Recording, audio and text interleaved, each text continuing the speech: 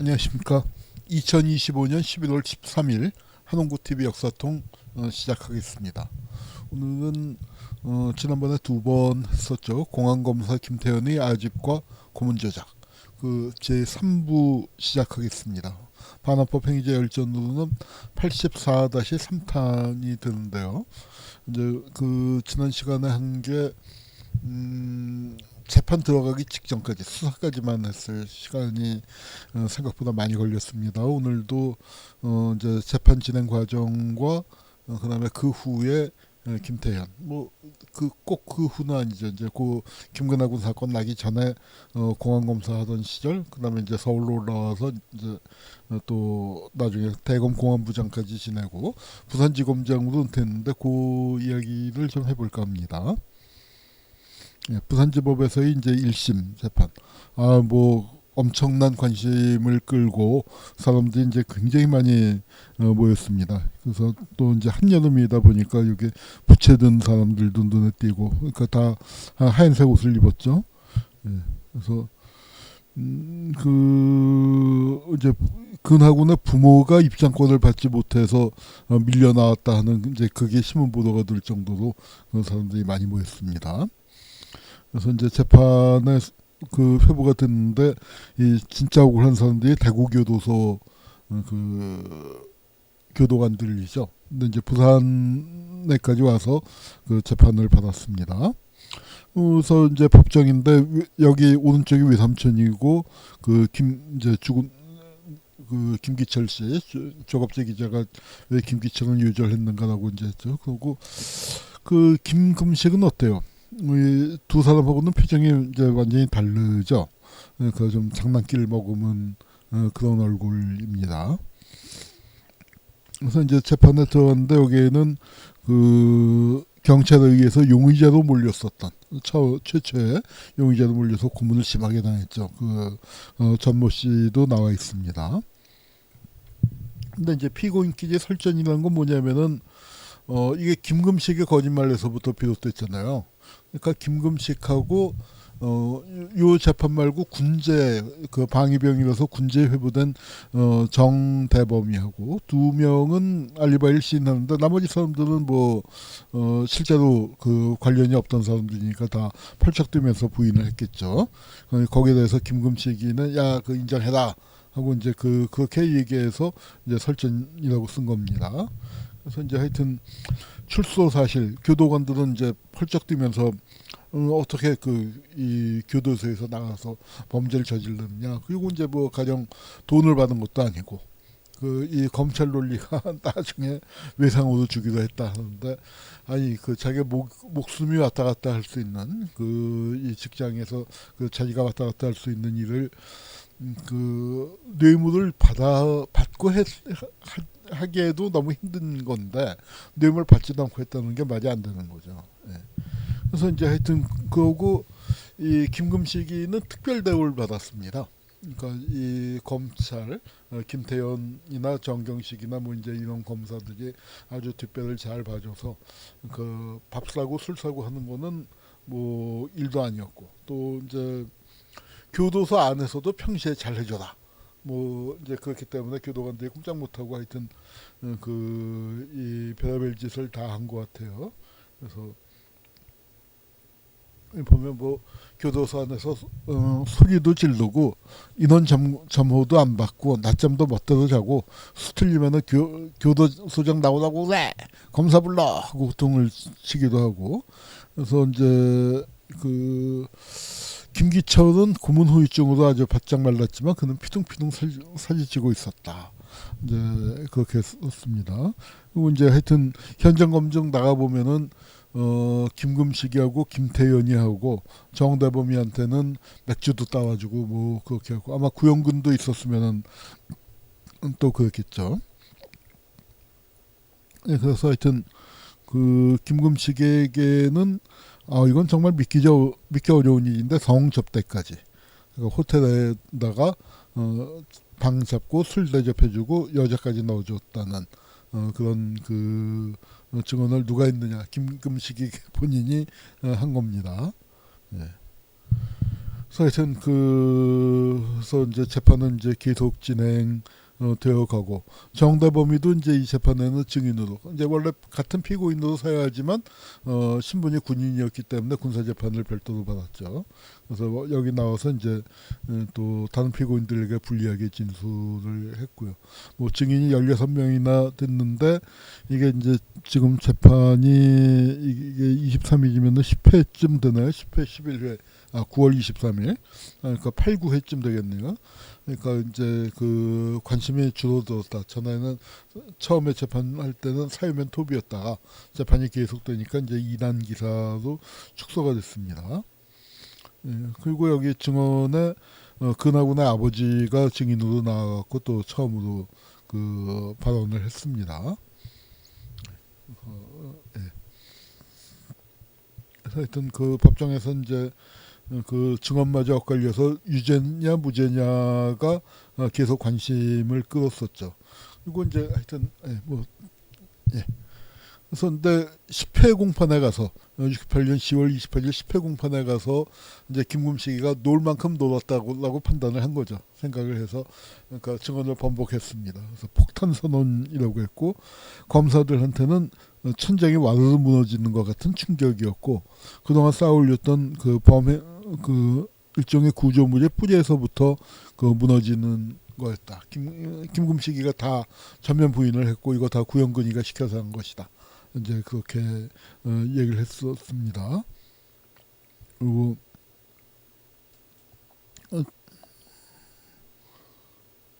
그 정대범은 모르는 사람이고 박영태는 유령인물이고 실제로는 박태형이라는 인물이 있는데 사건하고는 전혀 무관하다. 이제 하여튼 그리고 사건의 발단은 저희가 3월달에 뭔가 알고 있는 것처럼 투서를 보는 데서부터 시작됐다. 투서에 말려들어서 이제 검사가 코가 끼어갖고 아주 그 본인이 바보짓한 걸로 끝나지 않고 많은 사람들에게 피해를 안긴 거죠. 그렇게 됐습니다. 그래서 하여튼 구영근이도 증인으로 나왔는데 그러니까 하여튼 이 김금식의 거짓말 때문에 중앙정보부 경찰 검찰 군병력의 함정까지 모두 하룻밤 저녁에 6천 명을 동원한 일이 있었다고 했잖아요. 그래서 야 대한민국 검사가 세긴 세구나 그런 생각을 했습니다. 그래서 이제 하여튼 그 김금식과 정대범이는 이제 김금식이는 번복을 했는데 정대범이는 나와서 계속 자기가 범행을 했다라고 우기는 거예요. 우기고 있고 또 구영근이가 또 나왔습니다. 이 재판에도. 그래서 이제 하여튼 그 정대범이가 계속 이제 허위 증언을 하는 거고 김금식이마저 이제 돌아선 상태에서 그렇게 됐습니다. 그리고 김금식이는 그 재판에서 왜 자기가 이런 거짓 진술을 하게 됐는지를 얘기하는데 거기서 이제 정말 이제 흥미있는 그 얘기를 합니다. 근데 흥미있는 발언이 뭐냐면은 자기도 이렇게까지 하려고 생각이 없었는데 한번 진술을 해놓으면은 허위 진술을 했는데 검사가 거기에 맞춰서 증거를 조작해 갖고 드린 미니까 아니 뭐 인정을 자기가 한 게 있으니까 예 그렇습니다 하고 인정을 안 할 수가 없고 그러다 보면 또 거짓말을 하게 되고 또 거짓말을 하게 되고 이제 이렇게 왔다는 그 과정까지 이제 폭로를 했습니다. 근데 이제 정대범이도 진술을 번복하기 시작을 했어요. 왜 시작했냐면 정대범이는 이제 구영근의 유도 제자였는데 구영근이가 꼬셨죠. 뭔가 잘못한 일이 있는데 너 이걸로 대신 갔다 오면은 그거는 없던 거 되는 거고 이거 그 징역으로 안 살아 뭐 방위병인데 군대 생활하는 정도밖에 안 살아. 그러니까 아마 3년도 안 산다는 거겠죠. 저 군대 생활하는 셈 치고 해라 했으니까 뭐 그 정도밖에 안 살고 나머지 문제는 다 해결해주고 나중에 취직도 해주고 뭐 이제 이렇게 얘기를 했는데 나 이게 보니까 사형이 구형되고 하는 걸 보면서 이게 보통 일이 아니구나, 자기가 너무 그 쉽게 구형근이를 믿었구나 생각을 하고 이제 반복을 한 겁니다. 그래서 이제 하여튼 예, 그 요거 김금식이가 심경의 변화를 일으켰고 이제 이거 야스탄 대접까지 받은 거. 그래서 하여튼 이 김금식이 얘기가 뭐냐면은 자기 각본이 치밀한 게 아니었다. 그냥 되는 대로 즉흥적으로 생각해내는 것이다. 그리고 또 자기가 이제 전과가 몇 개가 있지만 그 전과라는 게 다 우발적인 거지 내가 뭐 계획해서 하는 사람은 아니다, 스타일이. 이제 그러니까 그냥 악동 정도인 거예요. 무슨 아주 치밀한 부분은 아니라. 이제 본인도 그렇게 얘기를 했는데 김태현이가 거기 속아 넘어가서 그러니까 과도하게 확신하고 집착을 하게 됐다는 거죠.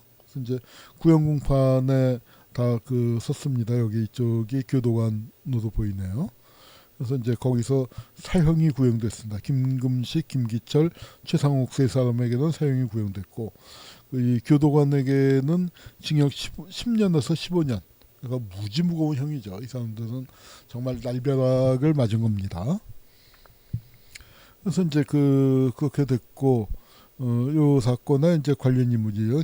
김금식, 김태현, 그리고 이제 최상욱이고요. 그다음에 여기서는 이제 검사 김태현이 있고 이제 변호사 서윤학 변호사가 변론을 잘한 것 같아요. 1심에서는 이제 비록 사형 구형에 사형 선고까지 했어요. 사형 구형을 했을 때 김태현이는 자기가 바보라고 인정을 하는 대신에 이들을 최고의 지능범이라고 얘기했고 또 범행이 치밀한 계획성, 그다음에 잔인성, 그다음에 대담하고 비인도적이고, 그다음에 기상천외한 교도관을 내보낸 뭐 이렇게 이제 변명을 했습니다. 예. 그리고 이제 군사법정에서의 이 정대범이도 아주 뒤늦게 범행을 부인하기 시작을 했습니다.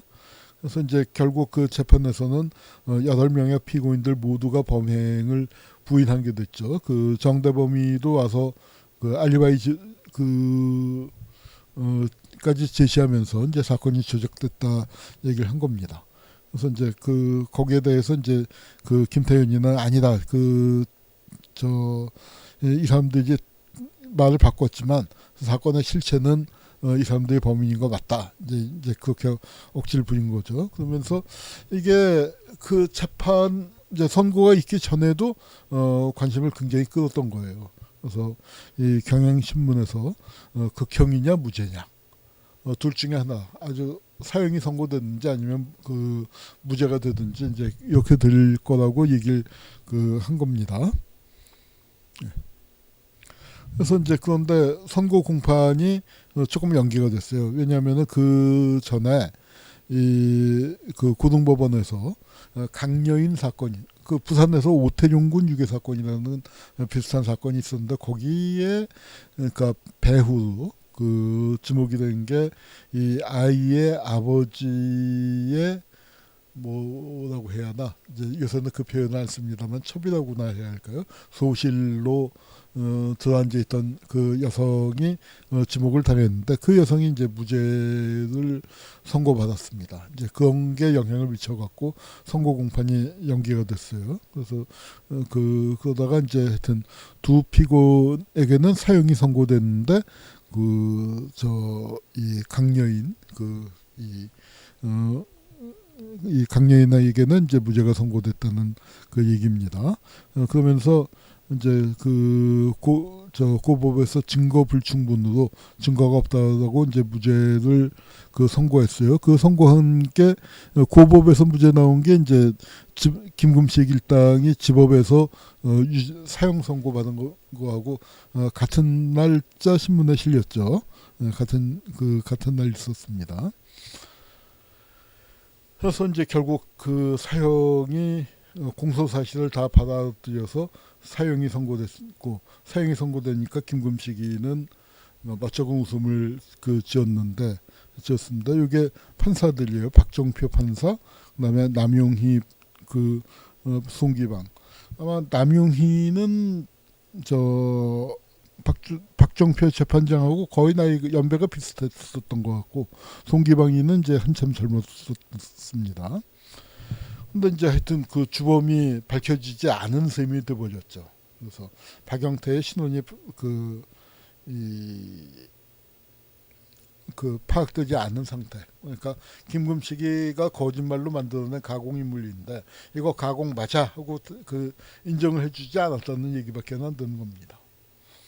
그래서 이제 박정표 판사는 이렇게 이역을 보면 이게 이제 굉장히 오판인데 결정적인 오판이죠. 경력을 보니까 판검사 특별 임용시험, 간이 법원 판사 임용시험이라는 게 뭐냐면은 다 일종의 이제 한국 법제사에서 보면은 판검사가 되는 게 가장 쉬웠던 시기에 연문을 열고 들어온 케이스입니다.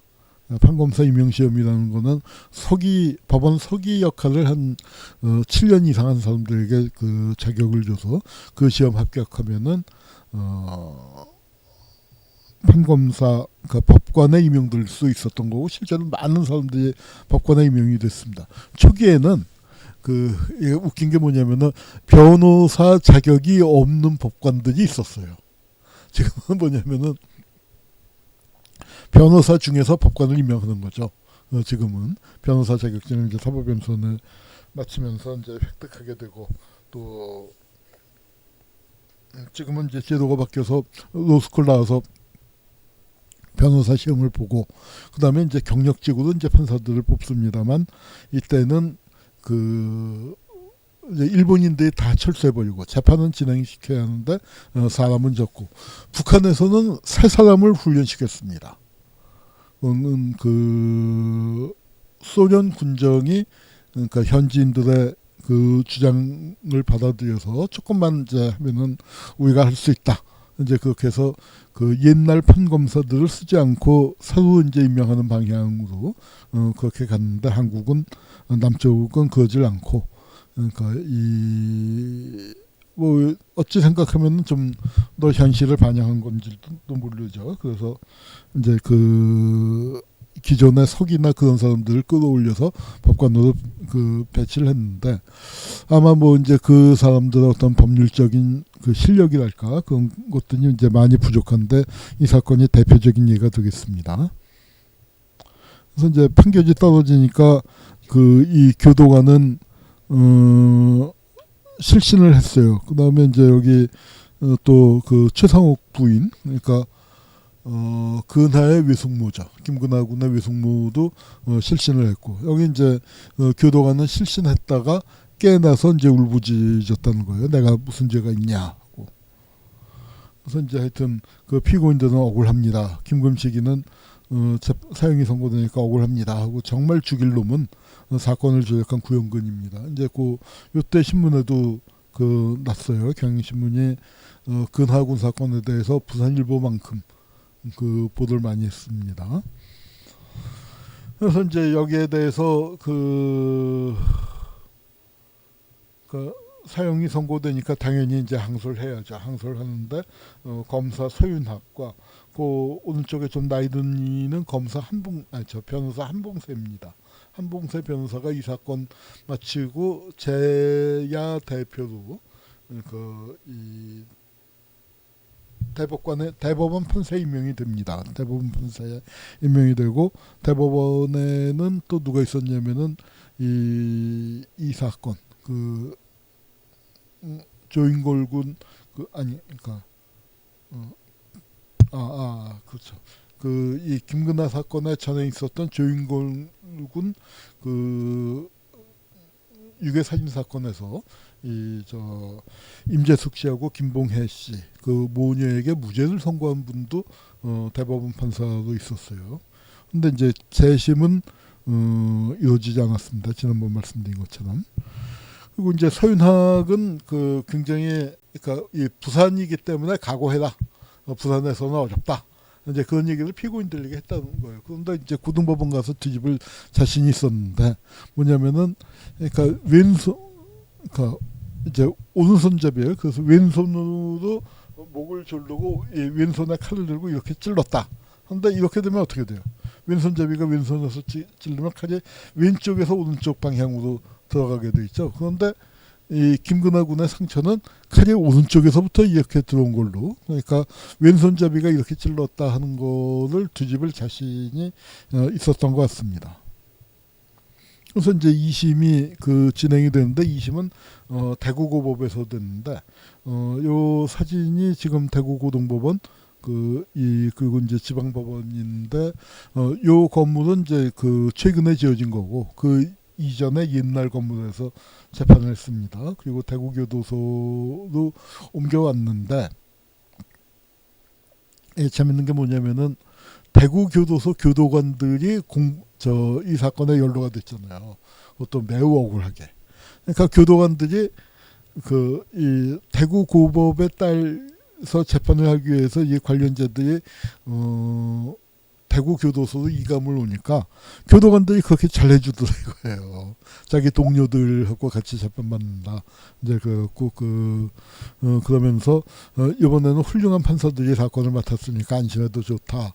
이제 그런 위로를 해주더라는 거죠.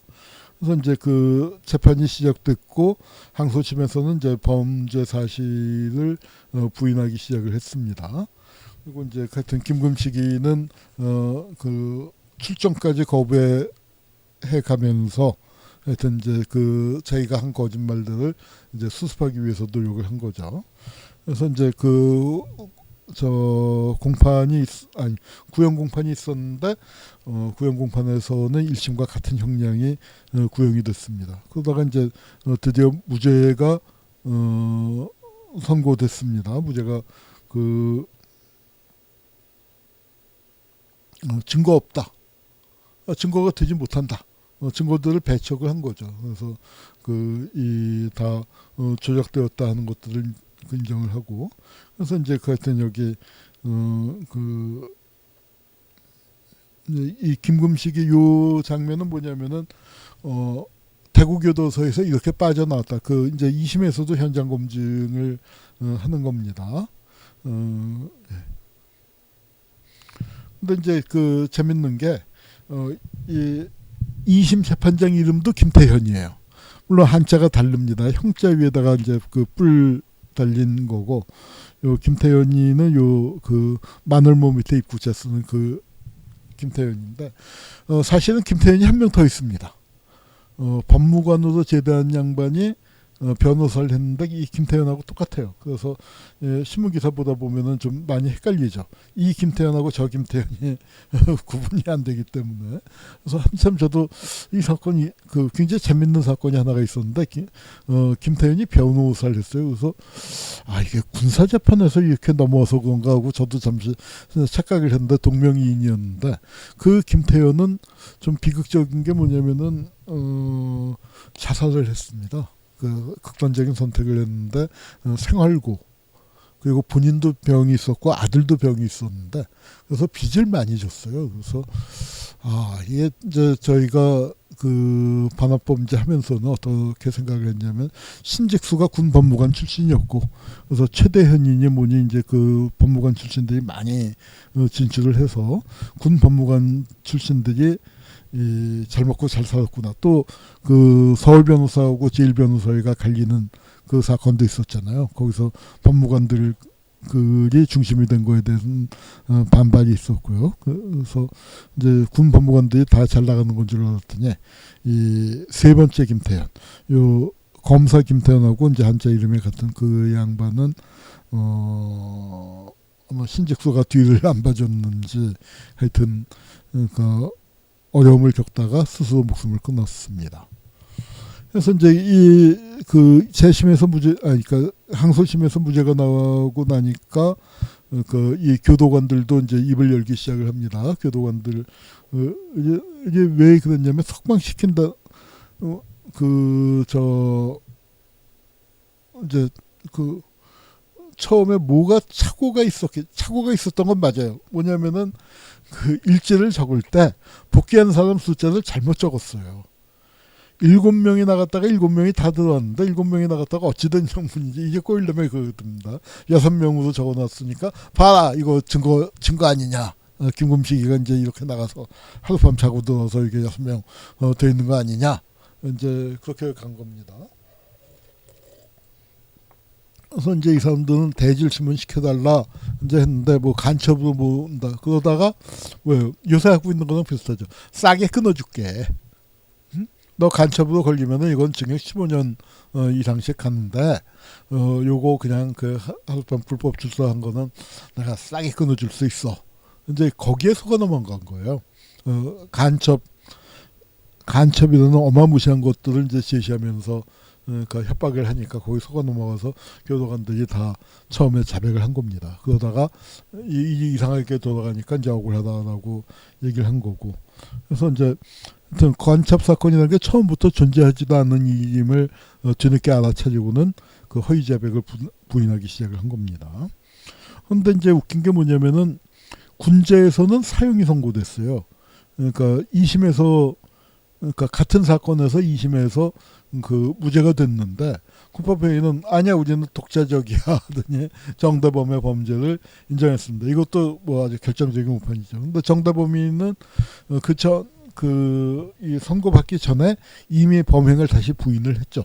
이 김금식이랑 재판 가서 증인으로 나가서 그리고 이제 아마 억울하니까 이제 이런 표정이 나온 것 같아요. 하여튼 이거는 또 뭐냐면은 이제 상고 이유서를 제출을 했는데 그 조갑재 기자가 이렇게 썼어요. 억지도 이런 억지가 없다. 논리성이나 상식이라고는 찾아볼 수 없는 끔찍이도 긴 738페이지예요. 상고 이유서가. 그래서 언어의 타락과 언어의 낭비성을 연구하는데 참고 자료가 될 것이다. 그러니까 쓰레기인데 이 쓰레기는 말로 이렇게 쓰레기를 만들 수 있구나. 그 증거로서밖에는 효용이 없다. 738페이지면은 그 당시에 이제 갱지로에다 복사를 했을 텐데 그럼 두께가 이 정도 됩니다. 근데 이제 대법원에서도 무죄가 확정이 됐습니다. 그래서 홍순엽인데 홍순화라고 쓴다. 홍순엽, 주재황, 배석의 양회경, 양회경이죠. 희경이 아니고 회경입니다. 그 다음에 이영섭은 63년도에 진주 교감 아들 피살 사건 그거 재심을 개시하기 위해서 현장 검증에 참여했었던 나중에 대법원장을 지낸 이제 그런 양반입니다. 그래서 하여튼 이제 무죄가 나오고 나니까 인권만 짓밟고 재수사도 문제였고 발생한 지 벌써 2년이 돼서 이게 증거 수집이 되겠나 하는 그 경향신문에서 이제 우려하는 기사가 나왔습니다. 근데 부산일보는 어때요? 논조가 달라요. 그러니까 여기 이제 4명을 인터뷰했습니다. 4명을 인터뷰해서 이제 그 각계 반응이라고 했는데 3명이 김금식이 유죄다. 범인이다. 이제 그런 식이고 변호사만 법의 존엄성을 통감했다라고 얘기하고 검사는 진범임에 틀림없다. 그리고 그 1심 재판장은 법관들의 견해체다. 2심에서 그랬지만 나는 1심에서 이렇게 생각한 거야. 그다음에 새끼 검사였던 정경식이는 우린 할 바 다 했다. 우리 뭐라고 하지만 우리는 철저하게 수사해서 기소한 거야. 이제 이렇게 뻗대는 거죠. 그래서 이제 하여튼 재수사에 들어가게 되고 재수사를 지시를 하는데 김태현이는 또 우깁니다. 그러니까 이 사건의 진범은 바로 무죄 확정 판결을 받은 저들이다. 그러면서 대한민국의 전수력을 동원한다고 해도 다른 진범을 찾을 수는 없을 것이다. 그런데 이제 이런 악담을 해서 그런지 이 사건이 영구 미제 사건이 돼버렸습니다. 그리고 이제 김금식이는 이제 검찰을 골탕 먹이려고 그랬다. 그러면서 이 부산지검 구모수사관이 모두 꾸민 것이다. 구영근이가 꾸민 것이다 했고, 그래서 연극을 꾸며서 미안하다 하는 얘기를 했습니다. 그리고 이제 그 처남이 무죄가 되니까 가족 간에 이제 그 뭐 안감이 많이 쌓이고 어색해지긴 했지만 그래도 처남이 아닌 걸로 확인이 되니까 반갑다라고 하면서도 망연자실이죠. 범인이 좀 잡혔어야 하는데 이제 그런 표정입니다. 그리고 정대범도 고등법원 항소심에서는 무죄가 선고됐어요. 그래서 아마 이 민간 쪽하고 보조를 같이 마쳤습니다. 그래서 대검에서는 대검 그 당시에 검찰총장이 신잭수죠. 신잭수는 재수사를 지시했습니다. 그래서 재수사키로 했다 이제 보도가 나오고 그 대법원에서 무죄 받아서 이제 석방이 되니까 수기가 실리기 시작합니다. 부산일보에는 그 김기철의 수기가 7번에 걸쳐서 유수의 441일 이런 제목으로 그 실렸습니다. 국제신보 경쟁지인 국제신보는 김금식이 수기를 그 게재했고요. 그래서 하여튼 그 정경식이는 수사 제기는 당치도 않다. 김태현이는 진범임에 틀림없다. 이제 이런 얘기를 한 게 뉴스에 이제 계속 나왔습니다. 그리고 이제 이런 그 김태현 전 동의하기가 어려운데 수사 능력은 발군이었고 집념은 무수할 정도였다. 수사 능력이 발군이었으면은 이런 엉터리 없는 조사를 안 하죠. 그런데 이제 무슨 뜻이냐면은 하여튼 그 없는 걸 만들어내니까 그리고 어쨌거나 해결을 하니까 이제 그런 표현이 나온 것 같아요. 근데 그 집념을 단념시킬 수 있는 결단력이 문제였다. 이게 이제 그 의심을 하는 게 뭐냐면 조갑재 기자도 그렇고 저도 그렇고 김태현이가 처음에는 이랬지만 나중에 가서는 얘네들이 무고하다는 걸 알았을 거예요. 근데 그게 어느 시점인지 정확하지는 않지만요. 김금식이가 뒤집기 전부터 알았을 겁니다. 그런데 이제 그들의 심보는 지금 와서 물릴 수 없다. 그러니까 우리 속된 말로 못 먹어도 고를 계속 고고고 하고 부른 거였다고 생각을 됩니다. 그래서 이제 이런 결과 전경열 씨 이제 가명이죠. 그 십수년 동안의 병자로 만들었고 김기철의 어머니가 화병으로 돌아가셨습니다. 김기철 본인도 42살에 한 징역 풀려나서 한 11년 12년쯤 있다가 그 죽었습니다. 외삼촌도 그 인생 항로가 바뀌었고 그나구나 아버지도 김기철의 아버지도 한을 품고 세상을 하직하고 그러니까 이제 이렇게 비극적인 일들이 많이 벌어졌다. 이거 지금 어쩔 것이냐 이제 그 얘기를 하는 겁니다. 그래서 하여튼 김금식도 이제 하여튼 그 구형근이 때문에 이제 이게 이렇게 됐다. 그리고 아마 자기 그 교도관 팔아먹고 이제 불법 출소 얘기를 했을 때 구형근도 알아차렸을 텐데 이미 발을 뺄 수 없는 상황이 됐다 하는 거죠. 그래서 여기 아까 말씀드린 인원 점검표에 실제 출정 인원은 6명이었는데 7명으로 잘못 기재. 이게 잘못된 거군요. 그 복귀 인원이 아니라 이게 나간 인원이 잘못 기재가 돼서 문제가 됐습니다. 그래서 하여튼 만들어 제끼는 데는 도리가 없다. 하여튼 저희가 거짓말을 하면 그거의 증거를 만들어서 갖다 내니까 또 거짓말을 하게 되더라 이제 그 얘기입니다. 그래서 하여튼 그러면서 이제 조갑재 기자가 굉장히 중요한 얘기를 하는데 이게 서울이었으면 이렇게 안 되는데 그리고 언론이 왜 검사를 따라갔느냐 이게 서울하고 틀리다는 얘기를 강조하는 겁니다. 서울은 서울지검의 부장검사가 그렇게 높은 게 아니에요. 왜냐하면 높은 사람들이 어마무시하게 많기 때문에. 근데 부산에서는 부산지검 부장검사면 굉장히 높은 거다 이거예요. 왜냐하면 부산에서 행정적으로 제일 책임자는 부산시장인데 차관급이고 그 밑으로 줄줄이 있다 보니까 이 부장검사 정도 되면은 굉장히 높은 편에 속하게 되고 그래서 부산의 언론들이 그러니까 휘말린 거 오히려 의혹을 제기한 게 경향신문이나 동아일보 같은 중앙지들이 부산에서 벌어진 일에 대해서 의혹을 제기했다. 이제 그 얘기를 하는 겁니다. 그 다음에 이제 이 기자들의 생태에 대해서도 얘기를 하면서 뭐냐면은 기자 사회에서 제일 두려운 건 낙종이다. 그래서 이 김근하군에서는 속보 경쟁하고 단독, 이제 지금으로 치면은 단독 그걸 만들어내기 위해서 이제 하다가 사단이 벌어졌다, 이제 이런 얘기입니다. 그리고 이제 그 하여튼 수사관과 그 이 피의자 관계에서 보면은 가끔씩 이게 피의자들이 수사관을 갖고 노는, 수사관들이 기자들을 갖고 노는 사태가 벌어진다는 거죠. 왜냐하면은 기자들 같은 경우에는 이 수사관들한테 끌려다니면서, 그러니까 이게 미우면은요 이런 수가 있어요. 그 딱 기자회견 같은 뭐 얘기를 하다가 뭐 술자리에서 얘기를 하다가 누구 자기가 미운 놈이 화장실에 갈 때 결정적인 증거를 얘기하면은 어때요? 그 다른 기자들이 안 가르쳐 주거든요. 그 낙정되면은 기자 사회에서는 이건 완전히 정말 살 수 없을 정도로 사람 취급을 못 받게 됩니다. 그 회사 내에서 다른 경쟁사한테 특종을 빼앗겼다든가, 아니면 다른 데는 다 나왔는데 혼자서 낙정을 했다든가, 그러면은 이제 뭐 아주 견딜 수 없는 수모를 당하게 되는데, 그러다 보니까 그 기자들이 이제 저 수사관들 입만 쳐다보고 수사관들의 정보에 목말라하면서 거기 따라가게 되더라 이거죠.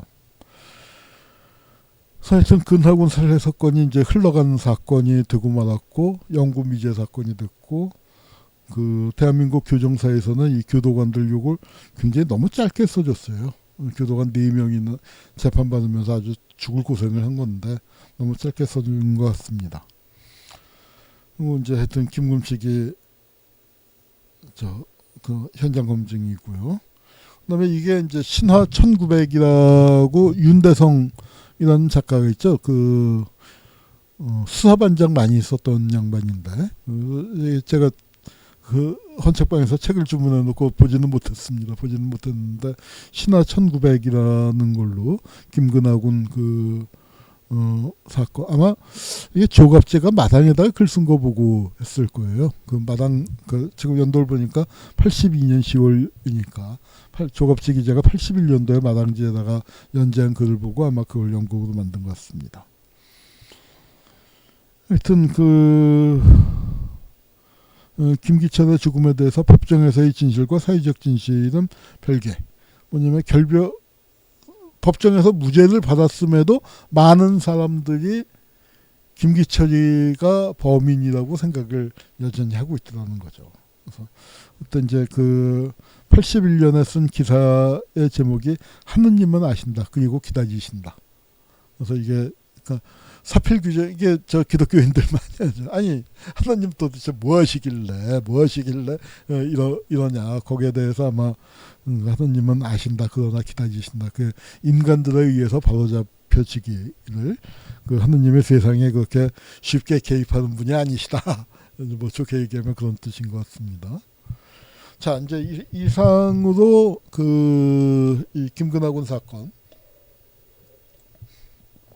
진주교감 사건까지 해서 이제 전부 3회, 2회 반에 걸쳐서 얘기를 했고, 사실 이제 그 우리 반어법 열전을 보면은 그러니까 공안검사로서의 그 나쁜 행적, 근데 이제 김태현은 공안검사로서의 나쁜 행적도 물론 있지만, 오늘 지금 살펴보겠습니다만, 이거보다 이제 훨씬 더 중요한 게 진주교감 사건과 이 김근하군 사건, 특히 김근하군 사건이 김태현이를 빠뜨렸다가 다시 집어넣어서 김태현은 넣기로 했습니다. 넣기로 해서 제가 이번 주에 그 김태현 원고 그 우리 다른 선생님이 작성한 거를 그 대폭 수정을 해야 합니다. 예. 혁명재판소 5.16 후에 혁명재판소, 4.19 후에 혁명재판소에 가서 뭘 했냐면은 이 배상갑이라는 부산시장이 그 공금도 횡령하고 3.15 부정선거에 그 관여한 거, 그거를 이제 조사를 했습니다. 요건 배상갑이 다른 건데 요 기사는 요때 게 아니네요. 예. 황용주 필화 사건이라고 있습니다. 황용주는 이제 또 얘기를 하자면 길어집니다만 박정희의 대구사범 동기예요. 그리고 제가 그게 벌써 13년이 됐네요. 2012년도에 박근혜가 대통령 후보로 선거에 나섰을 때 그때 그 정수장학회 문제를 갖고 그 싸웠습니다. 그래서 제가 그 정수장학회 공대위라는 걸 만들었어요. 뭐 몇십 개 단체가 들어왔죠. 몇십 개 단체가 들어왔는데 거기서는 이제 제가 집행위원장을 맡아갖고 그 하여튼 그리고 그때 책도 썼죠. 작물바구니라고. 작물바구니란 건 뭐냐면은 박정희가 신직수나 뭐 김영국을 내세워서 언론사를 뺏는 거예요. 부산일보 뺐고 MBC 뺐고 부산 MBC도 뺐고 그다음에 경향신문도 뺐고 그런데 그것들을 다 어디다가 뒀냐면 5.16 장학회에 뒀거든요. 그 5.16 장학회가 박정희 죽고 난 다음에 정수장학회가 돼서 이제 지금까지 이어지고 있는데 정수장학회가 그런 작물들을 뺏어와서 담는 작물바구니다 이제 그렇게 얘기를 했는데 이 부산일보, 부산문화방송 그다음에 MBC 그 한국문화방송 이 세 회사의 소유주가 김지태 회장입니다. 자유당 때 국회의원도 좀 지냈고 그리고 원래 비단위 장사죠. 비단위 장사 왕서방이 아니고 비단 장사 김서방인데 김지태가 그 당시에 뭐라고 불렀냐면 한강 이남에서는 제일 가는 부자다. 한강 이북에서는 이병철이가 부자고 그렇게 불렸었는데 하여튼 이 억울하게 신문사를 뺏겼습니다. 단순한 재산 강탈 사건이 아니고 박정희가 정권을 잡고 유지를 하려면 언론사가 필요하다. 그래서 김지태의 하고 많은 재산 중에서 언론사들을 뺏은 거죠. 언론사들을 이제 뺏었는데 그거 할 때 야 정희야 너 네가 집권을 해서 이렇게 하려면은 언론사가 필요해. 서울신문만 갖고는 안 돼. 서울신문이 이제 국영이었지만 서울신문만 갖고는 안 돼. 민간 언론에서 너를 적극적으로 지지하는 신문이 있어야 돼. 그렇게 이제 꼬셔갖고 사단이 벌어진 겁니다. 그런데 그 황영주가 구속되는 일이 벌어졌어요. 황영주에 대해서는 안경원 선생이 이제 이렇게 두꺼운 책을 냈는데 저하고는 견해가 많이 달라서 이제 한번 그 안경원 선생하고 이제 얘기를 한 적도 있어요. 그러니까 한 적도 있는데 하여튼 저는 황영주를 악인으로 평가를 했고 저 이제 안경원 선생은 이제 그렇지는 않다. 이제 그 변론을 해줬는데 저 안경원 선생이 밀양분이죠. 그 황영주도 밀양 사람이고 김원봉이 밀양입니다. 그래서 하여튼 이제 그 밀양 연구 뭐 때문만은 아니겠지만 하여튼 안경원 선생은 황영주를 좋게 보셨고 저는 아주 나쁘게. 그래서 특히 김지태 회장에게 아주 몹쓸 짓을 한 사람으로 저는 기록을 했습니다. 근데 이제 황영주가 이제 그렇게 해서 MBC를 뺏었잖아요. MBC를 뺐는데 누가 이제 기억을 했냐면 또 그러니까 박정희의 대구사범 동기들이 있어요. 그래서 이게 어떻게 됐냐면은 MBC는 황영주를 비롯한 대구사범 출신들의 전리품이에요. 그래서 거기 그 사장을 지낸 게 조중출이라고 부산의 의사 출신이죠. 또 있고 이제 하여튼 몇 명의 황영주도 있고 MBC 사장을 쭉 지내서 MBC가 이제 전리품이 됐는데 황영주가 MBC 사장이 되고 현직 MBC 사장으로 있다가 필화 사건이 일어났습니다. 이 필화 사건의 배경은 좀 복잡하고 그 필화 사건을 김태현이가 담당을 해서 이제 담당을 했고 황영주는 확신범이다. 이제 어떤 필화 사건인가 보시죠. 반공법 위반으로 된데 통합론, 한반도 통일 문제입니다. 그래서 이게 세대라는 잡지가 있었어요. 이게 지금은 월간조선입니다. 세대가 박정희 때까지 쭉 나오다가 세대 발행인은 누구냐면 이낙선이라고 그 이해한 사람이에요. 경상도 양반 출신인데 저 5.16 주체 중에 양반이 별로 많지 않은데 하여튼 이낙선은 이제 그 경상도 양반 출신이에요. 그래서 이제 이낙선이가 그래서 5.16의 사가였죠. 그 5.16의 이제 역사학자, 역사가 그래서 5.16에 관한 기록들을 이제 많이 남겨서 조갑제가 그 기록을 갖고 박정희 그 13권째 책을 써놨습니다. 그 책은 그 이동욱 기자에 의하면은 초고는 자기가 다 썼다라고 그러더라고요. 그러다가 이제 유신에 대한 조갑제와의 견해 차이로 자기가 잘렸다. 이동욱 기자는 그렇게 얘기를 합니다. 그렇게 얘기하고요. 그래서 이제 그 황영주가 강력한 통일 정부의 의지라는 글을 썼습니다. 근데 여기에는 뭐 다 이루어졌죠. 유엔 동시가입. 유엔동 씨가 입은 요 글 갖고 황영주를 잡아들였었지만 10년 후에 박정희가 6.23 선언이라고 해서 제안하지 않습니까? 남북면회 그 가족면회 같은 거는 71년도에 저 적십자 회담을 하면서 받아들이고, 여기 그 황영주 얘기가 틀린 얘기가 아니에요. 너무나 상식적이고 당연한 얘기를 했는데 이거를 김형욱이가 이제 벼르고 있다가 잡아놓은 거예요. 김형욱이는 그러면은 왜? 그래서 요거 이제 그 보면은 그 동아일보 65년 2월 16일 거에 이 김태현이가 검사로 이제 황영주와 를 법정에서 신문한 얘기가 꽤 자세하게, 뭐 이 정도면은 그 신문 기사치고는 꽤 자세하게 문답 내용을 소개했습니다. 그 당시에 지식인으로서는 꽤 관심이 가는 내용들이죠. 이게 그러니까, 그리고 그 남북 면허소 설치 문제는 왜 관심이 또 높았냐면, 그때 64년도에 동경올림픽이 있었는데 거기에 신금단 선수, 북한의 육상 선수였던 신금단이 출전했고, 신금단의 아버지가 남쪽에 있다가 이제 그 신금단을 만나러 갔는데 결국 만나지는 못했죠. 상봉은 뭐 하여튼 그 이렇게 저렇게 이제 북쪽에서 원치를 않아 갖고 이제 그 하여튼 이루어지질 못했습니다만, 하여튼 신금단 문제도 면회 얘기, 이산가족 문제에 관심이 높았을 때 뭐 유엔 동시 가입과 이제 그 남북한 면허소 설치 같은 걸 내용으로 하나 황영주 글이 실렸단 말이에요. 근데 이제 이게 필라 사건이 일어나면서 관심을 받게 됐는데, 필라 사건의 배경은 언론윤리위원회법이라는 게 있어요. 언론윤리위원회법이 박정희가 정권을 잡고 언론을 통제해야겠다는 생각을 갖고 만든 법입니다. 그래서 만들었는데 박정희가 이제 막판에 가서 언론법 시행을 전면 보조하죠. 전면 보조하면서 시행이 안 됐습니다. 그런데 이 법을 추진을 한 게 누구냐면 김형욱이에요. 김형욱이가 추진을 했는데, 이 법을 여기 보면은 보복 철회 공로자는 누구냐, 알쏭달쏭하다라고 하는데 본문 기사에 보면은 그 황영주가 했고, 대구사범 동창생들의 의견에 따라서 이제 번의하게 됐다. 이제 이렇게 나옵니다. 그래서 황영주는 MBC 사장이니까 언론사 대표 아니에요. 그리고 고전에는 부산일보 사장을 지냈고, 그래서 이거는 이렇게 강제할 게 아니고 이미 겁을 줘서 언론은 다 넘어왔다. 실제로 그렇습니다. 동아일보 빼놓고는 다 넘어갔거든요.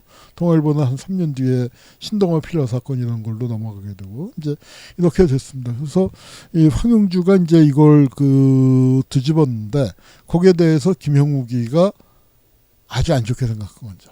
근데 이것만 있는 건 아니라고 저는 생각을 해요. 김형욱은 황해도 신천 대학살이 있었고, 그 다음에 그 신천이 하여튼 우익이 굉장히 셌습니다. 신천 출신으로 골수반공이죠. 그리고 박정희를 대장으로 모셨습니다. 그런데 걱정거리가 큰 게 뭐냐면, 박정희가 옛날에 빨갱이였다 이거예요. 그리고 박정희 주변에 빨간 사람들이 여전히 많이 있다. 과거에 한때 빨갱이였던 사람들. 대표적인 인물이 김성곤. 그리고 또 그 박정희의 정치적 스승으로 불렸던 엄민영이도 그렇죠. 그다음에 그 킹메이커 김윤환의 형 갑자기 서울대 언론대학원 김규환이죠. 김규환이 있고 이제 그렇습니다. 그래서 이제 하여튼 박정희 주변에 빨갱이들이 많아요. 그리고 군 후배 중에서도 박원석이나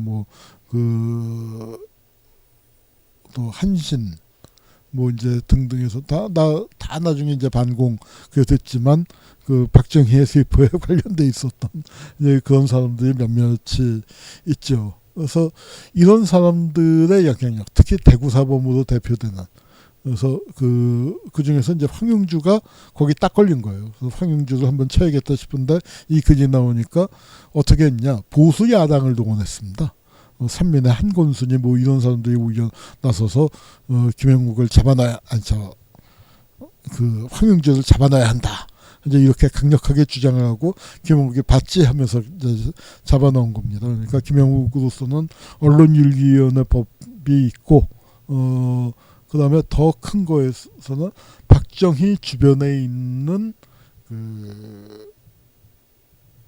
빨간 물든 사람들을 차단한다. 황태성이 죽인 것도 비슷한 맥락이거든요. 그러니까 김영욱하고 이유락이 손잡고 죽여버린 거죠. 박정희는 살려주고 싶었는데. 그래서 이제 이렇게 이 사건이 벌어진 겁니다. 황영주의 변호사가 누구냐면 김종길이에요. 김종길 변호사는 인혁당 사건도 변론을 했고 정치적인 사건을 변론을 많이 했습니다. 그런데 이 김종길 변호사를 황영주가 썼지만 이거는 별로 도움이 안 됐을 것이다. 이제 그렇게 얘기하는 사람들이 많아요. 왜? 대구사범 동창인데 박정희랑 사이가 안 좋았다 이거예요. 박정희가 너 이 자식 너 안 봐. 그러니까 뭐냐면 박정희한테 민정이양 할 때 민정이양은 무슨 민정이야 너 군으로 돌아가. 이제 이렇게 충고를 했던 모양입니다. 그래서 박정희하고는 사이가 틀어진 대구사범 동창입니다. 조국소 협 사건이라는 게 또 유명한 사건이 있어요. 뭐 이제 이 조국소 협 사건과 직접 관련이 없어도 요 무렵에 그러니까 1965년도죠. 내란죄를 많이 걸었습니다. 64년에 6.3 사태가 있었고 한일회담 반대 그때는 이제 인혁당 사건을 일으켰고 65년도에 들어서는 그러니까 이 한일협정 체결에 반대하는 사람들 내란죄도 많이 걸었는데요. 그때 이제 걸린 사람들 뭐 서민호하고 대일구룡외교 반대특별위원회 서민호 의원 그리고 또 이제 김재광 의원 서울에서 김재광은 육선인가 했죠. 나중에 국회부의장하고 서민호는 그 유명한 서민호입니다. 서민호도 4.19 후에 국회부의장을 했죠. 국회의원으로 있다가 감옥에 갔다가 징역으로 살았습니다. 8년 살고 이제 석방돼서 나온 다음에 그 5대 국회에서 국회에 복귀를 했더니 민주당 쪽에서 부의장을 시켜준 거죠. 고생했다 하는 거에 대한 예우 차원으로 곽상원이가 의장을 지내고 서민호가 부의장을 지냈습니다. 근데 이제 이 양반들이 65년 4월 17일에 한일회담 반대 데모가 시내에서 크게 있었어요. 그래서 뭐 어마어마한 인파가 몰렸고 그래서 경찰과 충돌해서 큰 논란이 있었는데 뭐 이제 서울 시내 곳곳에서 이제 충돌이 있었죠. 그래서 연행된 사람이 227명이었고 그래서 이제 이 집회를 주도한 게 서민호와 이제 김재광이다. 그래서 집시법하고 특수공무집행 방해로 이제 하여튼 구속을 했고 이 이제 사건을 취조하고 신문 받고 기소한 게 김태현이었습니다. 그다음에 있었던 게 국회의원 김형일. 김형일은 누구냐면 육군 참모차장을 지낸 인물입니다. 근데 이제 49년도, 48년 말 49년 초에는 직함이 뭐였나 하여튼 박정희가 그때 걸렸을 때는 박정희를 살려주자는 편에 섰었던 사람이에요. 그런데 뭐가 있냐면 60년도에 육군 참모차장을 했는데 그때 박정희를 빨갱이라고 했어요. 박정희가 육군본부 작전참모부장이라는 아주 요직의 임명이 든데 그러니까 전군의 작전을 관할하는 겁니다. 박정희가 파벌 50년대 기준으로 중요 파벌에 속하지 않았죠. 제일 큰 파벌이 알라스카파, 함경도 군벌이 있고 그 다음에 평안도 군벌이 있고 텍사스파가 있고 그 다음에 충청도파가 있었습니다. 이형근을 정점으로 해서 충청도 이형근, 김종호, 민기식 그러니까 이제 육군참모총장이 세 명이나 나왔죠. 그래서 충청도파도 이제 상당히 큰 파입니다. 그런데 이제 박정희는 그 파에 속해 있지는 않았고 그래서 이제 작전참모부장이 됐을 때 미국에서 박정희의 좌익 경력을 문제 삼은 거예요. 그랬을 때 거기에 좌익 경력을 상세히 소개해 준 게 또 김영희제예요. 그래서 이제 박정희하고는 사이가 벌어진 겁니다. 박정희가 참모총장 물망에 올랐을 때 적극력 반대를 했고 박정희 죽이지는 말자 그렇게 얘기했었지만 군의 수장이 되는 거는 문제가 있다. 이제 이렇게 돼서 그래서 군 출신 예비 3스타입니다. 육군 중장이에요. 그래서 그 연배에서 육군 중장이면 꽤 높은 거죠. 대장이 몇 명 안 됐으니까. 근데 이제 그 국회의원을 야당 의원을 했습니다. 그래서 신민당 때 원내 총무도 지내고 유신 때 9대 국회 때인가 9대 국회 전반인가에 이제 그 원내 총무도 지내고 그랬는데 김영희를 또 반정부 음모 사건으로 연루시켜서 잡아놨습니다. 강문봉 박정희하고 친하죠. 박정희의 만군 후배이기도 하고 박정희가 이 집에 가서 뭐 밥도 여러 번 얻어먹고 강문봉은 집이 부자였거든요. 뭐 이제 그런 그 사연이 있고 김창룡 암살 사건으로 감옥에 갔다 나와서 이제 국회의원을 할 때였습니다. 하여튼 그 김형희를 잡아놓고 김형희는 이제 이렇게 보안법으로 기소됐다가 풀려날 때도 양복을 입고 들어갔는데 양복 입고 풀려났네요. 요건 그 반이 웃고 있는 게 구속될 때가 아니라 풀려날 때 사진입니다. 그리고 이제 사태가 발전한 게 뭐냐면은 예비역 장성들.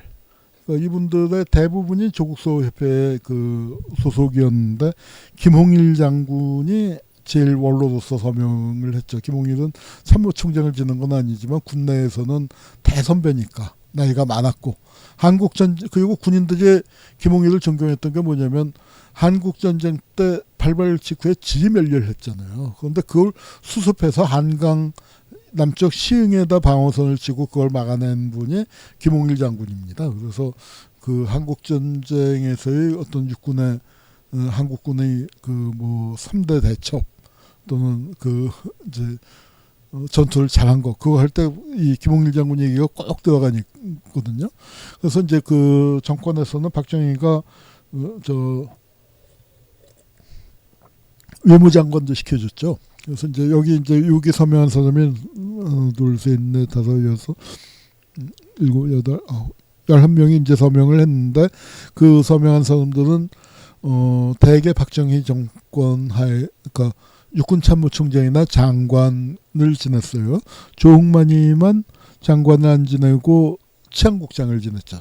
치안국장을 지냈고 하여튼 뭐 장관급들 송유찬이는 내각 수반도 하고 뭐 이제 그 아주 핵심 인물들 김재춘이는 중앙정보부장 박병권은 나중에 교통장관을 했던가 하여튼 그래서 군의 그 최고 원로들이 이렇게 서명을 한 겁니다. 그래서 여기 보면 이호도 서명을 했네요.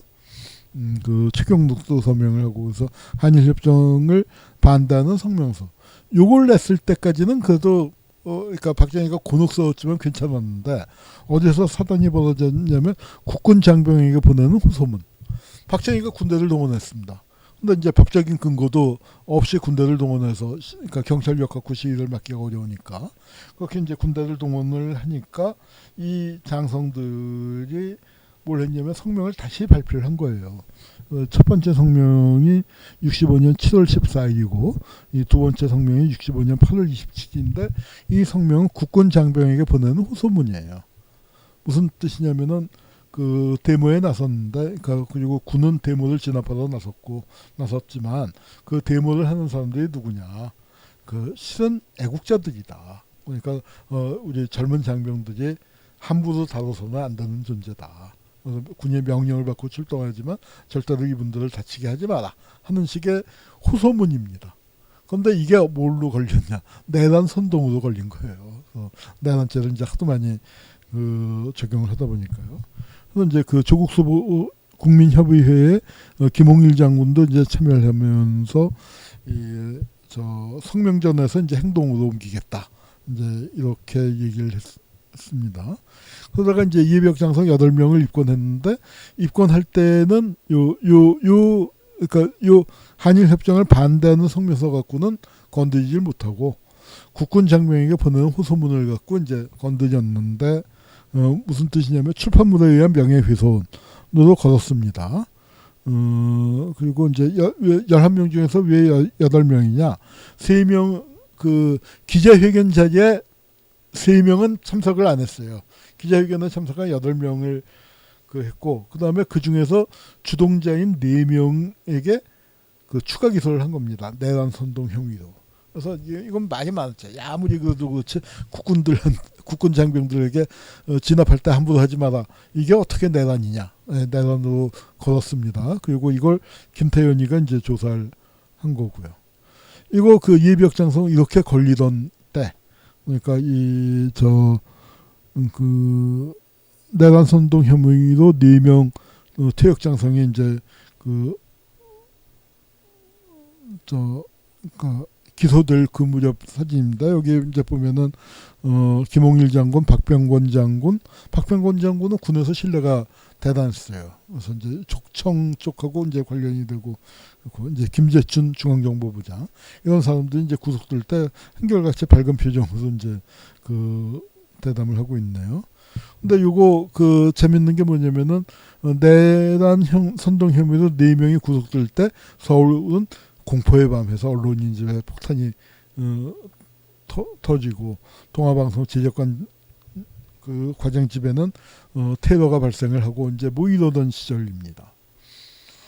그리고 그때 이제 김태현이 작품 중에 또 하나가 뭐냐면은 그 부한혁 선생이라고 있죠.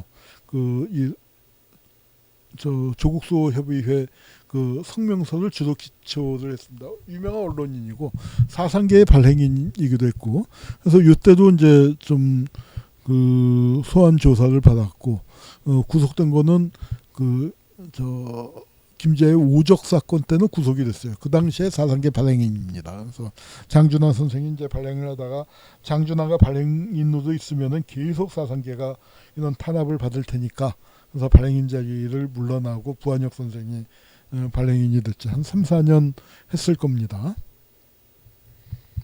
조국소 협회라는 건 이제 굉장히 중요한 의미를 갖는데 뭐냐면은 그 이걸 이제 빨갱이 단체로 몰아서 관계 서류 압수하고 이제 이렇게 주요 인물들 기소하고 하면서 등록 취소를 시켰거든요. 그런데 정부에서 서울고법에서 그거를 말도 안 된다 했고 대법원에까지 가서 대법원에서 원심을 파기하고 각하시켰습니다. 그래서 이제 그 1심에서는 정당하다.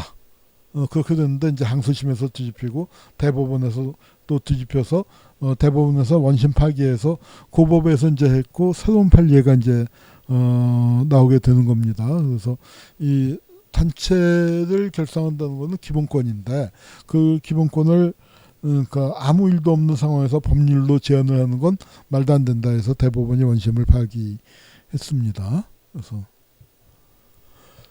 자, 분지 필화 사건. 분지는 한자로 보면 똥땅이죠. 똥땅. 분지 한자 재밌지 않아요? 똥분자가 어떻게 되냐면 쌀, 쌀 밑자 밑에 달을 이자예요. 밥을 먹고 일한 걸 쌌다는 겁니다. 그래서 똥땅. 우리 한반도가 아주 그 똥바다가 돼버렸다 하는 얘기인데 뭐 홍길동의 11세손인가 이제 그렇게 좀 우화적으로 설정을 했습니다. 그리고 그 어머니는 강간을 당하고 하여튼 누이도 이제 겁탈을 당하고 뭐 미군한테 이제 그런 그 순환의 역사를 하면서 그거를 이제 그 뒤집는 그런 글이었는데 이것도 이제 뭐 별일 없이 지나갔었는데 꼭 북한 방송에 나오면은 문제가 돼요. 그렇게 되니까 이제 그 이걸 그 잡아들여서 징역 7년을 구형을 했습니다.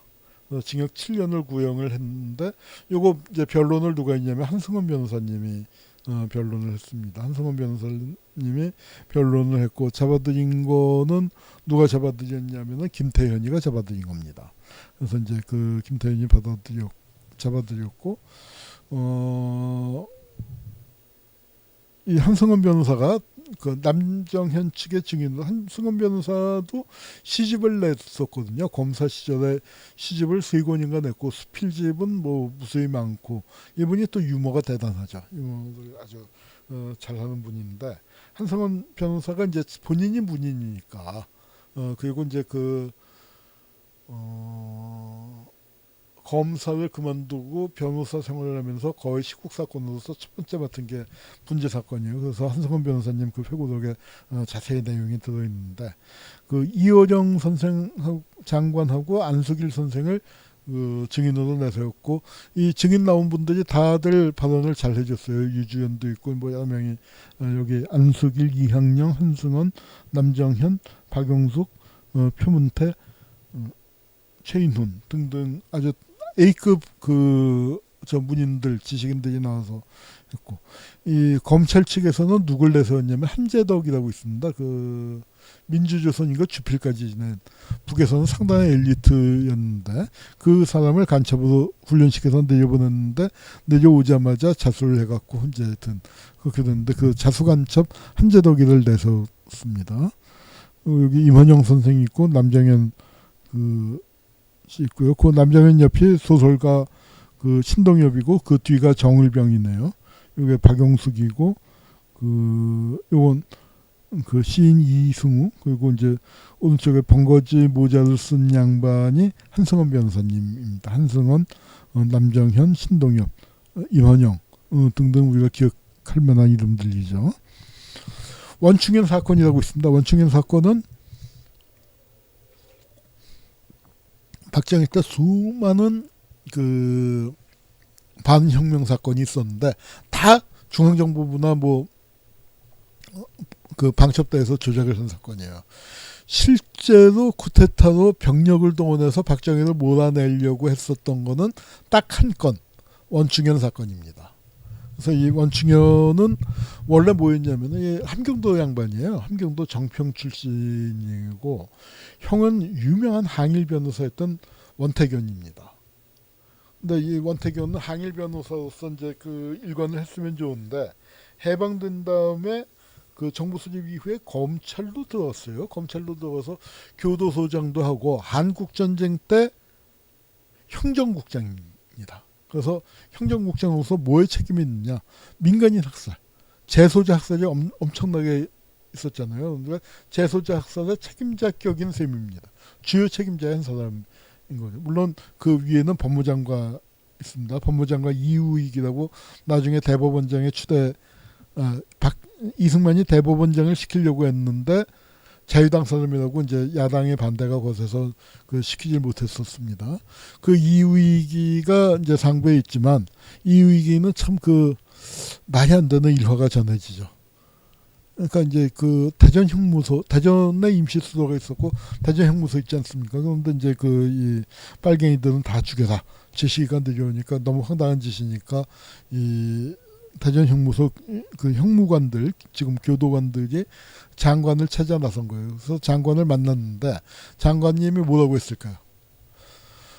아이고 뭐 군인이 달라고 하면 내줄 수밖에 없지 기업령 세상인데 그래 놓고서 기가 막힌 말을 덧붙였습니다. 뭐라고 했냐면 야, 저 지금 나 봤다는 얘기 하지 마. 그래서 참 너무 어이가 없는 이제 그런 걸 했습니다. 그 원충현의 형이 원태견이었고 원충현이는 5.16 일어나고 난 다음에 처음에 정훈 병과가 정훈이에요. 그래서 서울대 물리대 정치학과를 나왔고 그 이선근이가 정훈 국장으로 갔죠. 국방부 정훈 국장으로 갈 때 아마 같이 이선근 제자로서 뭐 원충현이도 있고 그 또 공군으로 한 김규환이도 있고 아마 그런 사람들이 들어갔고 5.16이 난 다음에는 공보실장을 했어요. 그러니까 청와대 대변인 격을 한 거죠. 그래서 그러니까 그런데 기자들하고 좀 트러블이 있었습니다. 그래서 원충현이 물러나고 이제 그 이후라기가 온 거죠. 그렇지만 원충현이 61년도에는 뭐 아마 군인들 중에서 언론을 제일 많이 탄 뭐 공보실장이니까 그렇죠. 그런데 이제 그 밀려나고 난 다음에 야 이거 안 되겠다. 박정희를 몰아내자 하고 진짜로 쿠데타를 준비를 했습니다. 이거를 그 김형욱 죽인 이상열이라고 있어요. 그러니까 이 이종찬 원장님이 이종찬 원장도 중앙정보부에 20년 넘게 나중에 국정원장 지난 것까지 한 20년 있었던 셈이죠.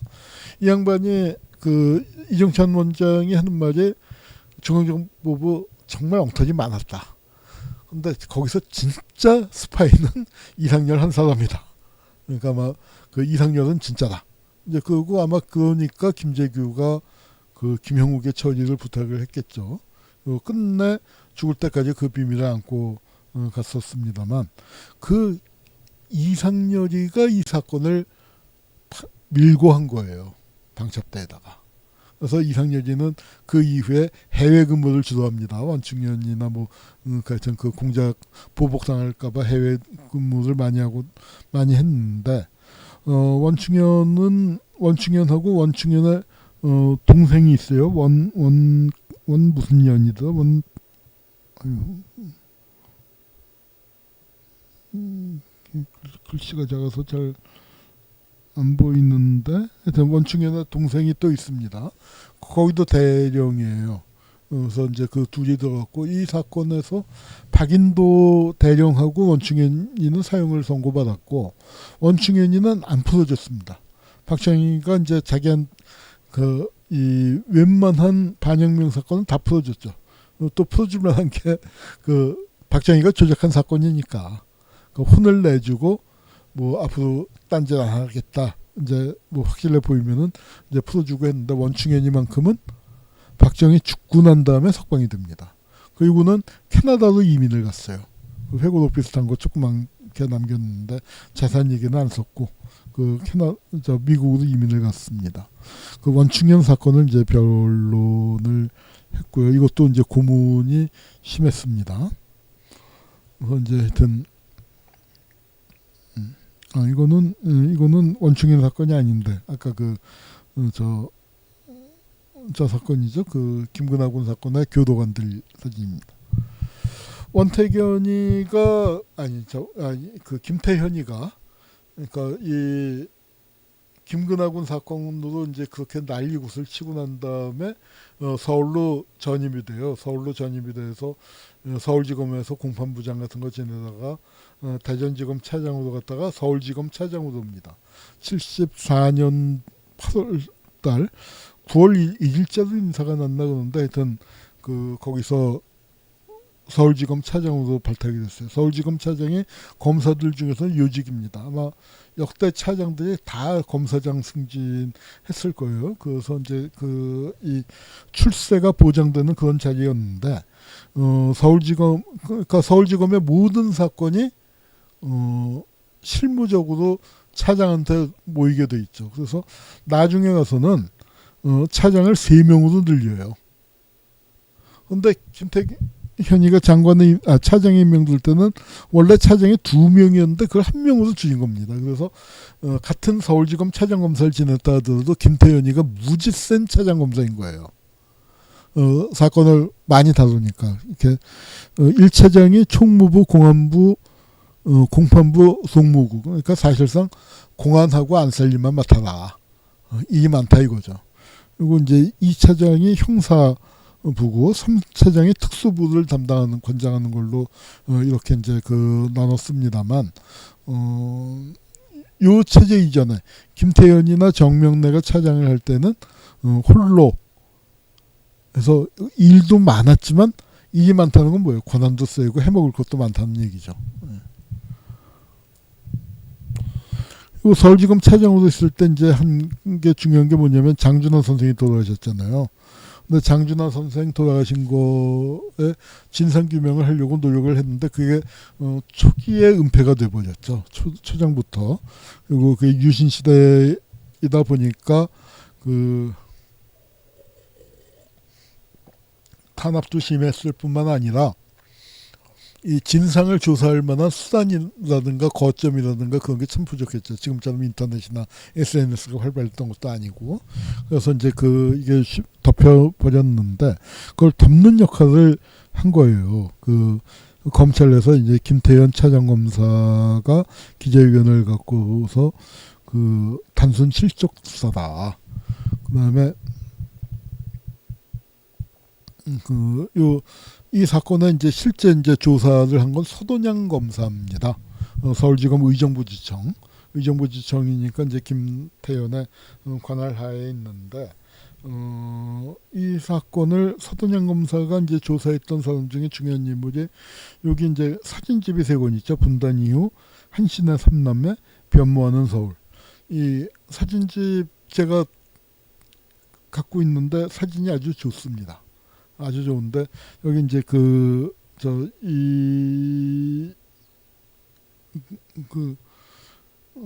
한치기를 소개하는 그래 보니까 아마추어 사진 작가라고 했는데 상당히 글이 좋은데 이 사람이 보안사 기조실장을 지내요. 근데 그때는 뭘 했냐면 거기가 포천 관할이니까 육사단인가? 아니 육사단이 아니 포천 거기 이제 관할 거기에 보안부대장이었습니다. 그래서 그 장준환 선생이 돌아가셨을 때 현장에 제일 먼저 갔었던 것 같고 그다음에 이것을 그 서울의 보안사로 진종치한테 바로 보고서를 낸 사람이 한치규예요. 그래서 장준하 사건에 굉장히 관련된 인물입니다. 그래서 한치규, 서도냥 이런 사람들이 비밀을 쥐고 있을 텐데 하여튼 그 김태현도 사건을 무마하는 사건을 은폐하는데 굉장히 중요한 역할을 했습니다. 그래서 이제 그 한태현이 대검 공안부장에 임명이 되는데 역대 공안부장 이름을 쭉 써봤어요. 그 전에는 73년 이전에는 공안부장이라고 안 하고 공안 담당이었는데 그거는 정리가 안 돼 있고 이게 그 로열 패밀리의 공안검사 영역 30년이라는 이게 신동아글이었나? 하여튼 신동아 글이죠. 거기에 그러니까 이그 사람들이 이제 저 대검 공안부장에 임명된 이력들이 쭉 이렇게 정리가 돼 있습니다. 거기 보면 정경식이도 87년도에 그러니까 6월 항쟁 직전에 대검 공안부장이 돼서 정경식이는 1년 반 거의 2년 가까이 이제 했네요. 그러니까 공안 정국으로 들어가는 그 길목까지 그 맡아서 했습니다. 하여튼 그래서 이제 그 공안부장으로 출세를 하게 되는데 여기 보면은 저는 김치열이가 다 시킨 줄 알았었는데 김태현하고 꼭 그렇게 겹치는 거 아니더라고요. 김태현을 처음에 임명한 75년 10월에는 법무장관이 황산덕이었습니다. 황산덕이었기 때문에 황산덕이었고 김치열이가 검찰총장을 지내고 있었네요. 검찰총장 지내고 있었고 김치열과 김태현은 뭘로 연결이 되느냐? 중앙대 법대 출신입니다. 그리고 중앙대 법대 중에서 이제 그 이들을 쭉 빨아들인 그 중요한 역할을 한 인물은 이태규 같습니다. 이 중앙대 동문회의 명예회장인가를 지냈죠. 그래서 이제 하여튼 그리고 공안부장을 2번 지냈는데 한옥신이가 중간에 1년쯤 하다가 다시 공안부장이 됐는데 요 사이에는 뭘 했냐면은 대검 총무부장을 지냈습니다. 그래서 이제 그때 장관은 황산덕, 검찰총장은 이 김치열. 그래서 이제 하여튼 능력본위 인사를 했고요. 김태현이가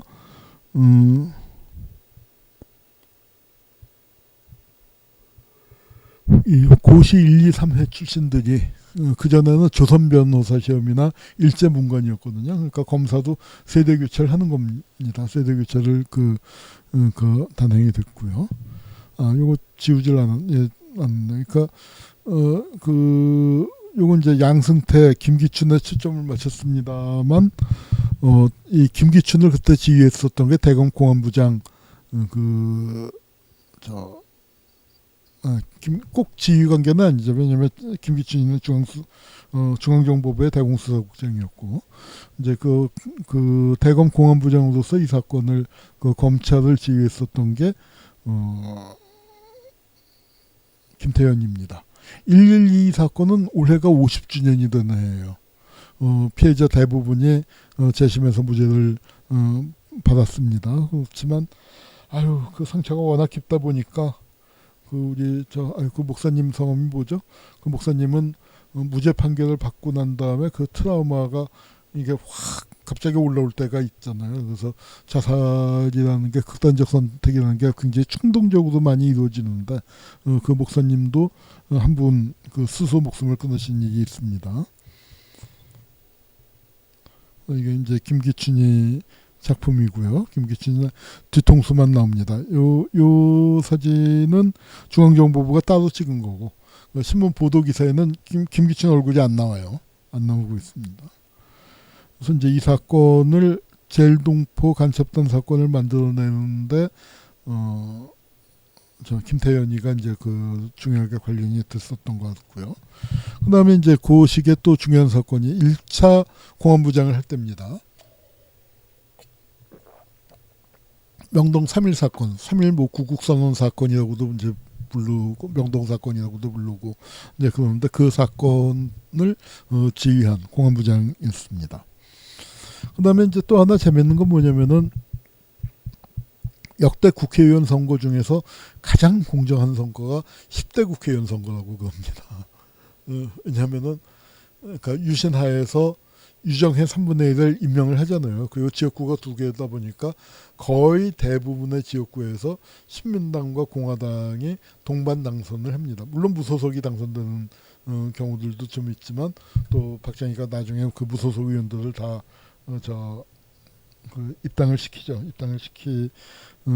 시켰고 이제 그렇게 됐는데 뭐 그러다 보니까 선거에 별로 신경을 안 써도 되는 거예요. 그래서 78년 10대 국회의원 선거가 가장 공명하게 박정희 체에서 역설적인 얘기입니다만 진행됐는데 이게 굉장히 중요한 파장을 낳았죠. 왜냐하면은 득표율에서 의석수는 공화당이 많았어요. 그런데 득표율에서 신민당이 공화당보다 1.1%를 앞섰습니다. 그리고 10달 뒤에 12.6 사건이 일어나는 거예요. 그 소름 끼치는 게 뭐냐면 2016년도에 그때는 박근혜가 되게 셌죠. 국정교과서도 막 밀어붙일 정도로. 그런데 그래서 2016년 4월 달에 총선을 치렀는데 그 총선에서 박근혜가 이제 왕창 대승을 거둘 것이다라고 사람들이 예상을 했는데 예상 밖에 그 제1당 제1을 더불어민주당이 차지하고 안철수 돌풍이 불었습니다. 그리고 6개월 후에 타블렛 PC가 나오면서 탄핵 국면으로 들어갔죠. 그렇게 이제 된 그 선거입니다. 10대 국회의원 선거. 그러다가 이제 수원지검이 만들어지면서 초대 수원지검장으로 가요. 이건 이제 그 맥락을 설명을 드린다면 수원지검은 그 후에 조금 밀렸다고나 할까. 그래서 뭐가 됐냐면은 고검장 승진을 포기한 사람들이 가는 자리. 고검장 승진 가능성이 없는 그런 자리가 됐다가 다시 각광을 받기 시작을 했죠. 언제? 천성관이라고 기억나십니까? 이명박이 때 누굽니까? 천일여객. 그래서 이명박이 아주 친한 친구가 있었죠. 고대 동창으로. 그 이제 굉장히 힘을 발휘해서 방송위원장도 최시중이도 갖다 앉히고 뭐 이제 그랬었는데 그때 그 같은 천가라고 천성관이를 밀어줘서 서울지검장이 됐어요. 그래서 이제 이게 뭐냐면은 그 서울지검장이 됐고 그다음에 그 서울지검장을 토대로 해서 검찰총장에 추천이 됐는데 그때 어떤 일이 있었냐면은 이 검사들이요 자기 경력 관리를 합니다. 그래서 검사들이 경력 관리를 해서 웬만한 돈을 안 받아 먹어요. 안 받아 먹고 이제 그 적당히 스폰서를 둬서 안전하게 이제 하고 처갓집이든지 뭐 하여튼 스폰서라든지 그렇게 두고 하는데 이게 이제 서울지검장이 되면은 그 경쟁에서 밀린 거 아닙니까? 그러면은 그때는 막 받아 먹는데요. 막 받아 먹고 그리고 검사 내부에서 제우 뽑고 나갈 것이니까 하고 아무도 문제 삼지를 않는다는 겁니다. 그래서 천성관이도 많이 받아 먹었었는데 꺼진 불도 다시 보자가 돼서 서울중앙지검장이 됐고 그다음에 서울지검장이 됐고 그다음에 검찰총장까지 지명을 받아서 청문회를 하다 보니까 별의별 게 이제 다 나와서 결국은 낙마했습니다.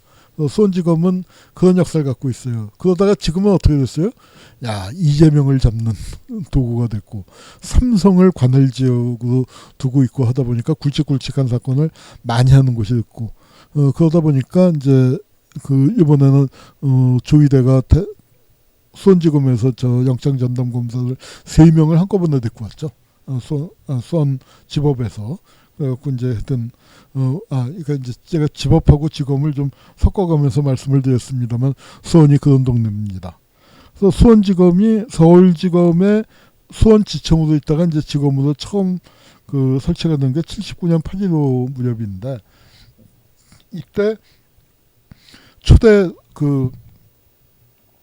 서울지검 수원지검장으로 내정이 됐어요. 근데 김태현이는 75년 여름에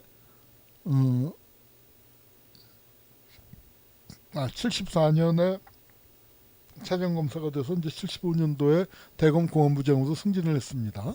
그래서 4년 동안 대검 부장이면은 검사장급인데 공안부장, 총무부장, 공안부장, 총무부장을 그렇게 4년 동안 지냈기 때문에 검사장이든지 4년이지만 이 지검장, 그러니까 대검 공안부장이나 뭐 총무부장도 요직이지만 이건 검찰총장 밑이잖아요. 근데 이제 이건 서울지검장, 수원지검장은 기관장인데 기관장으로 지검장으로 이제 처음 나간 겁니다. 그랬다가 수원지검장으로 있다가 부산지검장으로 자리를 옮기게 되는데 부산지검으로 자리를 옮기게 된 이유는 뭐냐면은 김태현이를 앉혀놓고 공안부를 만든 겁니다.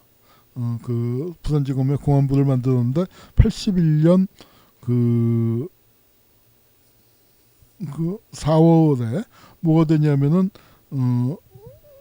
부산지검에 공안부가 설치가 되는데 그 설치를 앞두고 인사를 한 것 같아요. 그래서 이제 보면은 누가 가냐면은 부산지검장에는 김태현이가 가고 부산지검 차장에는 서울지검 공안부장을 지낸 이창호가 부산지검 차장으로 갑니다. 그래서 지검에서는 부장 위에 차장이 있기 때문에 차장검사가 직급이 높은 거예요. 그래서 이제 갔고 부산지검에는 김택수가 있었고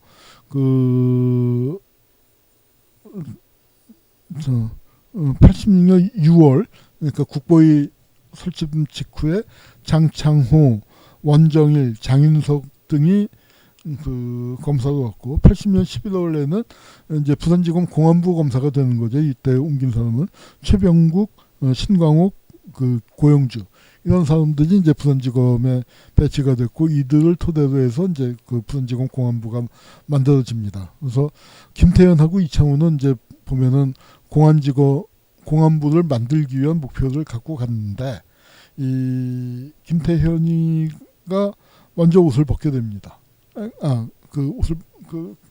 옷 벗는 거 말고 조금 이제 후회하기도 하고 부산지검에 이제 공안부를 설치했는데 그거는 이제 부마 항쟁에 뒤어갖고 만들었다고 생각이 듭니다. 그런데 재밌는 건 뭐냐면은 재밌다고 하기는 좀 그렇지만 이 기구를 만들면 사건이 생겨요. 그러니까 이런 사건들 이게 그러니까 잠재적인 위험 요소가 만들어서 기구를 만들었다 그것도 얘기가 되지만 기구를 만들면 왜 밥값을 해야 하는 겁니다. 밥값을. 그래서 기구를 새로 만들면은 늘 사건이 터지게 됩니다. 치안본부 대공무실도 그렇고 하여튼 그렇게 되는데 부산지검은 만들어 놓고 터트리는 사건이 부림 사건이에요. 서울에 무림 사건이 있어, 항림 사건도 있어. 우리 대한민국 제2의 도시인 부산에는 부림 사건이 있다. 그래서 그게 부림 사건이 바로 유명한 노무현 대통령을 낳게 되고 영화 변호인 아마 다 기억이 생생하실 겁니다. 변호인도 나온 게 벌써 10년 된 것 같네요. 그래서 이제 장윤석이는 성공한 구태타는 처벌할 수 없다. 공안검사도 이제 좀 뒤에 빛을 받고 김택수는 서울지검 공안부장, 공안 1부장 하면서 이 재헌의회 사건 같은 거 다뤘고 최병국, 신광옥, 고영주는 공안검사로서 날렸는데 신광옥은 그래도 평이 괜찮아서 신광옥한테 조사받은 사람들은 신광옥이 이걸 거의 안 해요. 근데 최병국이나 고영주는 욕을 많이 합니다. 보면은 성질도 들어서 검사들은 직접 그러지 않는데 아마 최병국이 싸다고 검사였나? 슬리퍼를 벗어서 그걸로 따기를 때린다. 아마 최병국도 그 비슷한 사례가 있었던 것 같고 고영주는 문재인 대통령 빨갱이다. 그거 물고 던진 그 사람이죠. 그래서 이제 공안부에 그렇게 배치가 됩니다. 그러다가 81년 4월 달에 그러니까 부산 6월 그게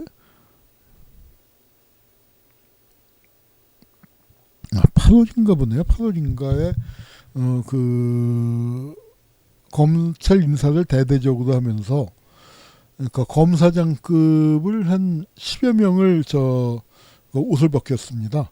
대표적인 사람이 문상익, 그다음에 변무관, 김태현 등등이 검사장급에서 물러나게 되죠. 그 내용은 뭐냐면은 이 검찰 내부에서 신직수의 색채를 지우는 겁니다. 신직수는 검찰총장을 그만둔 게 71년이에요. 그리고 이제 법무장관 73년까지 하다가 또 이제 중앙정보부장을 76년 말까지 했나요? 예, 그렇죠. 예. 이제 그렇게 했는데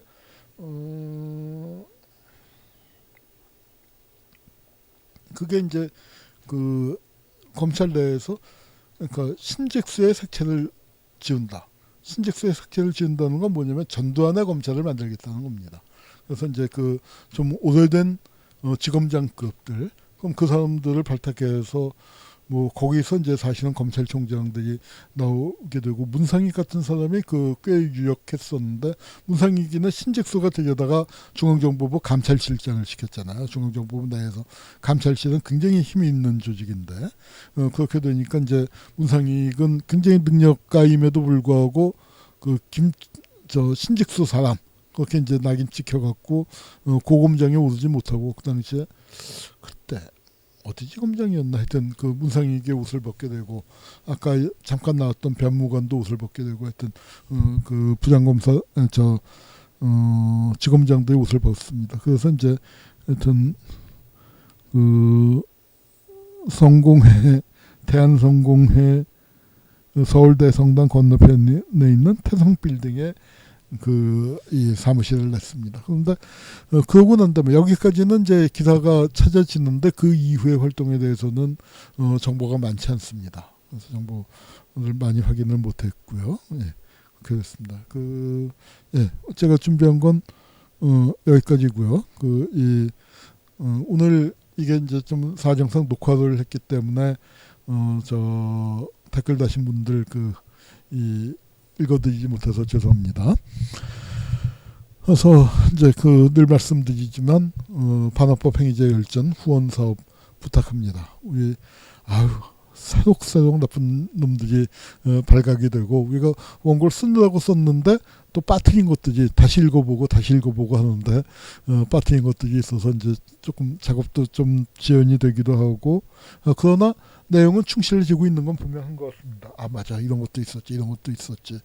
그리고 이제 어디서도 정리 안 된 적이 없는 자료들입니다. 이것들 정리돼서 올해가 이게 12월 31일 얼마 남지 않았어요. 그래서 우리 내부에서는 농담으로 음력설세야 하는 거 아니야, 이제 그런 얘기를 합니다만, 하여튼 올해 안에 적어도 4권을 빨리 내고 내년 완간을 목표로 하고 있습니다. 그래서 그러니까 끝이 보이긴 하는데, 그러니까 긴 터널에서 이제 출구가 보이긴 하는데 아직도 갈 길이 멀고, 또 그다음에 기운이 많이 빠졌습니다, 솔직히.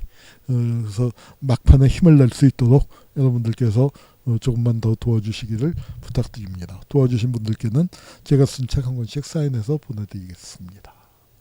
자, 오늘 방송은 여기까지입니다. 감사합니다.